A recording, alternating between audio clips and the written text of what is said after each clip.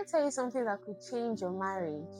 Many couples think they fight over money, communication, in-laws, house chores, but most of the times they tend to not see that. They are not fighting an issue, they are fighting each other. Your husband is not your enemy. Your wife is not your enemy. It's time to start seeing your spouse for the person he or she is. That person that you decided to love for the rest of your life. See, one of the easiest traps in marriage is forgetting that you are a team.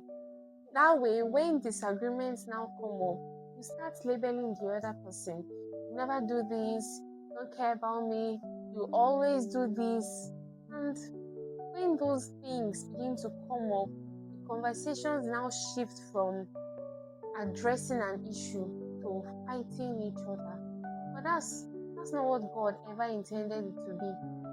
See, when two people decide to get married, they join a team. It's like you join a football team. What happens in a football team? You play together. Unison leads to great achievements. So when you become husband and wife, it becomes you and I against the world, you and I against this issue, not you against me, husband against wife, wife against husband.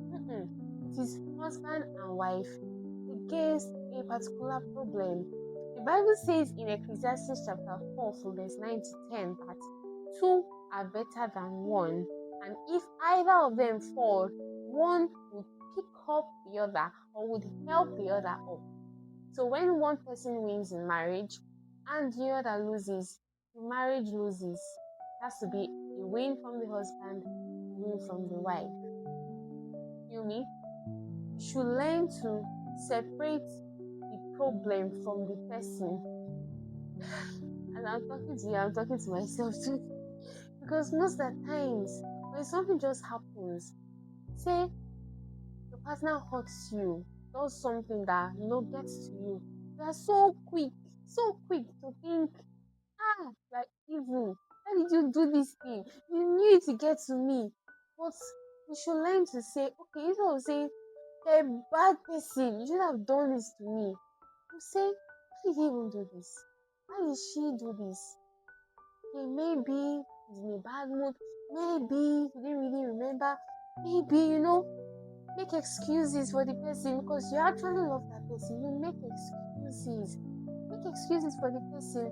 Maybe so happened for him to behave this way. That's something my husband does a lot. I'm still learning to do. But God does it a lot for us. We hurt him a lot, but he will still not judge us despite the wrong and despite the way we hurt him. So when our partner hurts us, we go to the person and don't blame the person. At least we say something like, babe, I felt overlooked. Why did you do this now? What made you do this? Or this thing you said, they made me feel like you didn't really respect me or you didn't think of me before making this decision. That way, when your partner feels like you're not attacking him or her, partner will be more open and more willing to change. Because even if you are being truthful, someone just comes at you with a gun and starts firing, what will you do? You defend yourself immediately, you run to hide. But when a person comes to you calmly and says, this thing you did affected me like this, so why did you do it this way? Please, you see, calm down and listen to the person, hear what the person has to say, and then communication happens. Communication. Naomi, communication. paramount to having a really, really beautiful marriage. And then, see, the enemy thrives and delights in division. The Bible says, what God has joined together, let no man put asunder. But guess what? The devil is always trying and devising ways to separate what God has joined together. Husband and wife. See, he will keep trying, he will not stop trying. So it is our duty, our responsibility to recognize what the enemy is trying to do and say, no, Satan, not today. Every day, you say, no, Satan, not today. I choose my husband over you. I choose my wife over you. Like the popular saying goes, united we stand, divided we fall. You should learn to choose understanding before winning. My people, my people, when I'm in an argument with my husband, in fact, the first thing my mind thinks of is I want to defend myself. I want to defend myself. And a lot of times I don't see that I'm not trying to resolve an issue. I'm trying to win my husband. He has to call me back and say, babe, we are not fighting. This is an issue we are trying to solve. It's not the husband trying to win the wife or the wife always trying to win the husband. No, there's no winning in marriage. There cannot be winning in marriage. I've looked at it from a lot of angles. There cannot be winning in marriage. It is husband and wife doing things together, fighting issues together, resolving challenges together. So when an issue comes up, when an argument comes up, you try your best to understand your partner, even when it's not convenient, even when you feel like your partner has really wronged you, your spouse really did you wrong, you still try and understand. See, God gives every one of us a very long hand. We should learn to extend a long hand to our spouses too.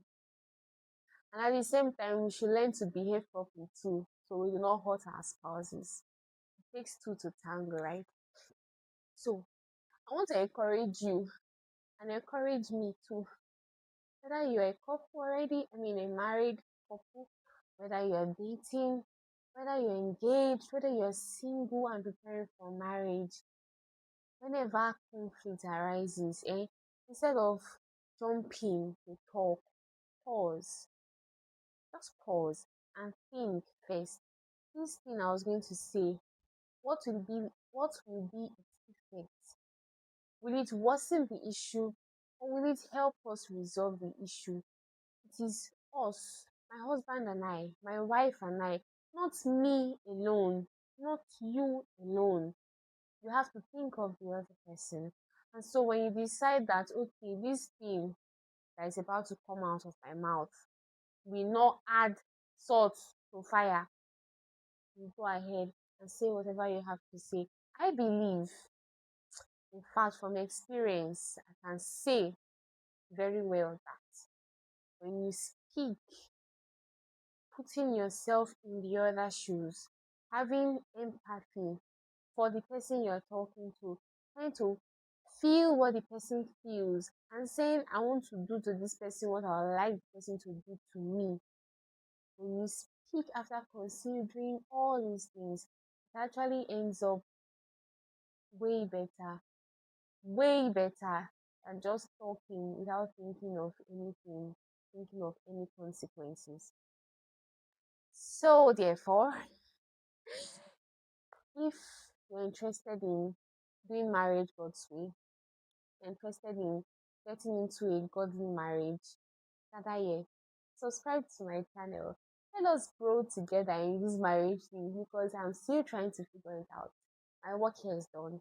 Thank you, don't mention. See you in the next video. Mwah.